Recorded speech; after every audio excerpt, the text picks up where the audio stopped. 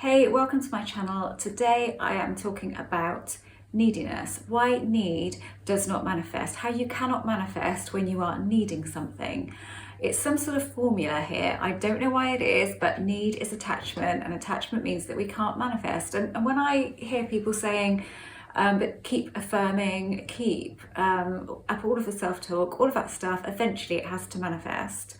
I would say this, yes, it will manifest eventually for sure, because at some point you will be let go. You will be in that state of detachment, and that's when it will come to you. So yes, by all means do it that way. But if you are suffering great resistance and great attachment to the outcome, so if you are looking for the outcome, constantly looking for the outcome, then I personally don't believe that going on affirming and doing all of that stuff is going to do you any favors at all. You're just doing yourself an injustice, really, because you're just going to feel bad all of the time, and then you'll be looking for results and you won't get them, and you'll be frustrated and you'll think, why isn't this working for me? What am I doing wrong? You're doing nothing wrong. You've done absolutely nothing wrong. And no, you haven't wasted your time, because whatever you've done will come into reality at some point, but it can't come while you're looking for it. It simply cannot come. So there are two lines of thought, aren't there? Either let go or go on, go on, go on. I would look at how you're feeling. If you genuinely know that you aren't attached to the outcome, and when I say you aren't attached to the outcome, I mean that you're not looking for the outcome. You know that you would love this thing to come into your life, but you're so busy getting on with your life that you're not constantly looking for it. You're not constantly looking to be validated. All of the stuff that you've done is working. Whenever you do that, it just won't work, because it seems to be some sort of law. You know, I'm not an expert on exactly how this works, but I do know that in 5 years of working with this, I have never been able to get anything that I've wanted while I've been looking for it. Because the thing is, when you are looking for the outcome, you're actually in a state of lack anyway. So you're vibrating a lot that you don't have, and you might feel on and off, oh, why hasn't it come yet? Oh, I'm always stuck like this. You know, I'm always in this stuck stage. I can't move past that. Well, all of that's a vibration.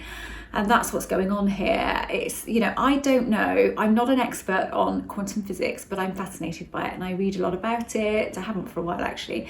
So I just know what I read, scientific stuff, you know, and other people's opinions and that. And I've watched What is Reality, which was a Horizon documentary that I watched years ago, which somebody gave me the link to, one of my members, which is amazing. So I've rewatched that. And basically, when you observe in quantum physics, things happen the way you expect them to happen. Where you subconsciously expect something to happen will happen when you're watching for it, when you're looking for it. But when you look away, you give it the possibility to behave differently. So behave according to your intention. But if you're constantly looking for it, you're just going to keep seeing basically what you subconsciously expect. So another thing, you know, when you get into this, maybe when you first get into it and you read a lot about it and you look at a lot of YouTube channels and you hear, you must expect it. If you expect it, it has to come. You know, you just expect. And then you get really excited by it and you decide what it is that you want, or you've already got something in mind that you want and you expect it and you fully feel that feeling of, oh my gosh, I can feel it's coming. I can feel it's coming. So you get excited by that and then it doesn't come in whatever time frame you've put on it. So if you've gone a few weeks down the track and you've had that feeling, then you get really despondent and you think, but I had that feeling and it hasn't come, so I can't trust that feeling. That's not true. You can trust that feeling. You absolutely can trust that feeling. I had that feeling when I'd met my husband and he was seeing somebody else. He was in a relationship with somebody else, and we were friends, but we weren't even close friends or anything. And, you know, I was attracted to him. I did have feelings for him, and I'm pretty sure they didn't have any for me at all then. And I just had this overwhelming feeling that we would be married. I just did. And it didn't last for very long, but it was a feeling of it is done, you know, like you have probably had at some point and then got despondent because it hasn't come. Well, I didn't even get into a relationship with him for another year after that point. So I didn't actually get with him for a year after that feeling, and there was no signs of it coming or anything like that. And I wasn't looking out for signs because I didn't really know what it was. I didn't know what that feeling was. I thought it was strange, but it really felt real. And I really felt like, oh, I can feel it. I can feel that. I can really feel it. But it only happened once. I never tried to get that feeling back again after that. And then randomly, a year later, a random night out, we ended up getting together. 7 months later, we were engaged, and not that long after that, we were married. It was quite quick, actually. So there you go. You can trust that feeling. And now I have that feeling quite a lot about things, and I can evoke it slightly. And sometimes it doesn't come, so I think, okay, I'm not ready for that yet. And then when it does come, I get the feeling I have no idea when it's going to come. So I make it my business to distract myself and just try not to focus on it. Try not to look for it. Sure, definitely try not to look for it, but try not to put really any focus on it. Because when you have, I tell you, this is what's important with this. I don't believe we're attracting anything to us. I believe we are creating all of the time. Everything I have now, I've created. The life I'm living now, I've created. I know I have. I can go into my feelings, go into myself, and know that everything in my life now and the way it is totally what I have created. So if I want something different, I create something different. So when you look at what you've got now, you should be able to find those feelings inside of you, see how your life is panning out, and know that how it's panning out is matching with the feelings that you're having and the deep-rooted beliefs that you will have about something. And if you don't think you do, go deep, have a look, and there'll be something there. I mean, I can do that with absolutely everything. I knew eventually that I wasn't becoming an author because deep down, it wasn't that I didn't really think I was good enough. I said I thought that other people thought I wasn't good enough. I just kept thinking, like, I'm not quite getting that. I'm not quite getting it. So I was not quite getting there all of the time, so I had to adjust that, and I didn't really realize that was my problem until I looked deep and I thought, oh wow, I knew what was going on. So I couldn't change my life. I couldn't get out of that. I was always going to keep getting there, not quite getting there, because I felt that I wasn't quite getting there. So when you are looking for an outcome, you are needing it. Definitely, there's no way around that. And if you think that you're not attached to something and then you reach out for it and you don't manage to get it, you're attached to it. You are definitely attached to it. You are needing it. And it's something about need energy that means that we just don't get that thing. And actually, it's not a bad thing not to get it then, particularly with people. If you get a person, if you manifest contact back from somebody that you're looking for and you are not ready for it, so you've let go for a period of time, and then you get that contact back and you get needy again and you just feel that need for it over and over again, then you aren't really ready for it, because it can't last. It absolutely can't last, and the same stuff will happen all over again, and then you'll get stuck in this cycle. So it's far better to be in a state of mostly detachment 80% of the time. I think that's been my experience, and then when that thing does come to you, you're so ready for it, and you work with it in the best possible way. It's a bit different when it's a thing, isn't it? You're looking for a job and then it comes to you. You don't then have to cling on to that once you've got it. I've got the job now. So but people, we often feel like we need to cling on tight to them in case they disappear from our lives. We need to do whatever it takes to be with that person, and that's the worst thing that you can do. Your outside world changes when your inside world changes. It is as simple as that. If you're doing all of the self-talk stuff and you feel like I'm not getting anywhere with it, then you're doing it for a reason. You're doing it to manifest something in particular, and you could go on and on and on like that, but you're attached to the outcome of that self-talk. So you've got to stop being attached to the outcome of whatever it is that you're doing. Self-talk should really be about everything, just life in general, and keeping yourself as positive as you can, and always trying to find the positive perspective in whatever's going on, but not looking to manifest from it. And then great things start happening, or just little things start happening to start with, and better starts coming into your life, but you're not doing it to get a specific thing.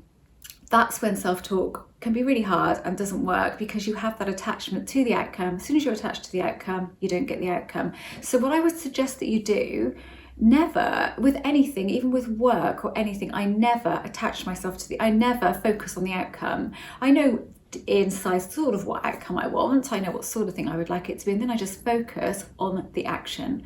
So I enjoy that. I enjoy taking the action and doing the work that I need to do, that I feel that I want to do, in order for something good to come of it at some point. But if it doesn't, I don't look for it. I'm not thinking, where is it, because I look back and I think, oh, that just came naturally, and I didn't even get super excited when it came, because I'd been sort of working towards it, but not intentionally working towards a particular outcome.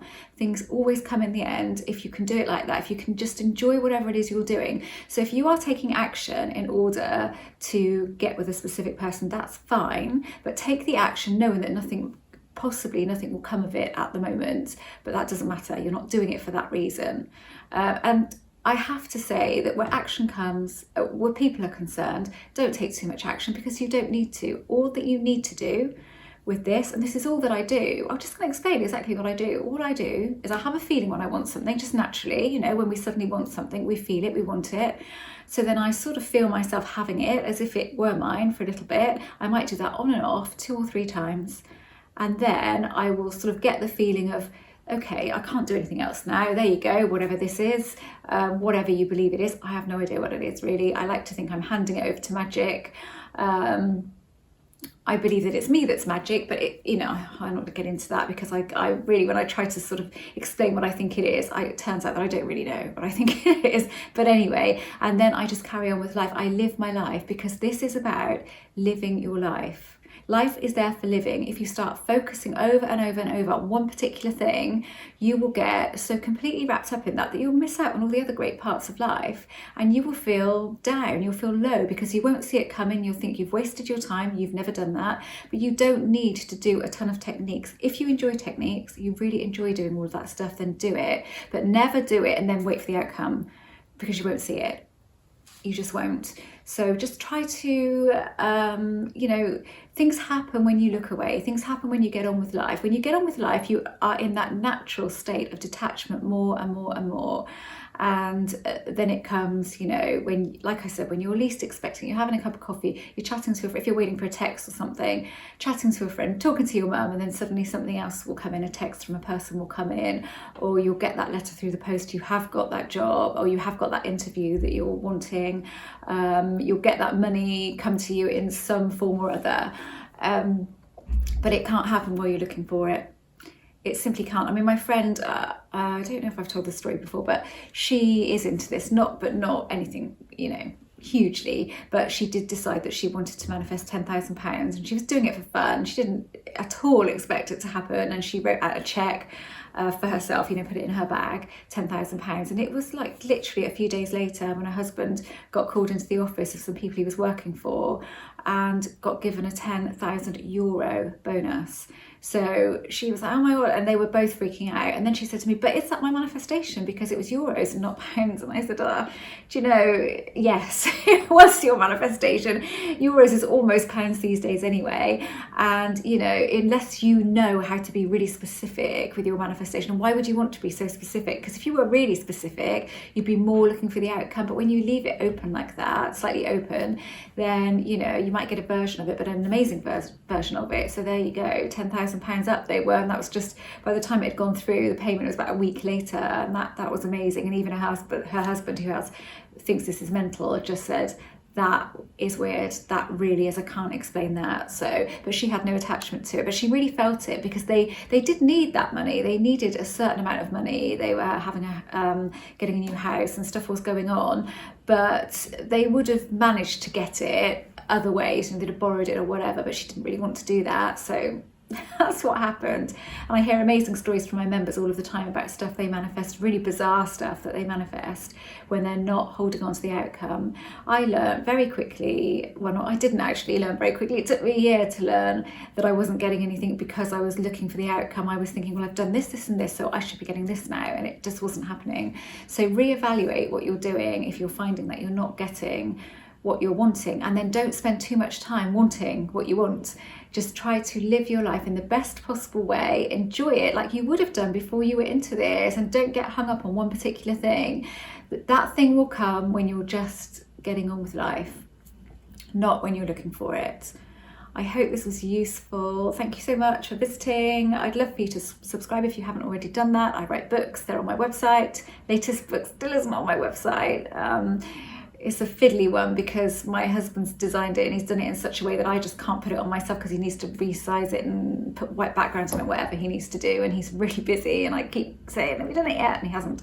But it is available on Amazon, and that's Pimp Your Vibe, and it's all about vibration. And that is how I started to make this work for me, when I really understood vibration as best as me as a mere human can understand it. I really do understand it, and the subconscious. I really have been fascinated with that, and I know a lot more about my subconscious now than I did. So if you haven't visited my son's channel, that's Harrison Ellis, and he does mostly specific person stuff.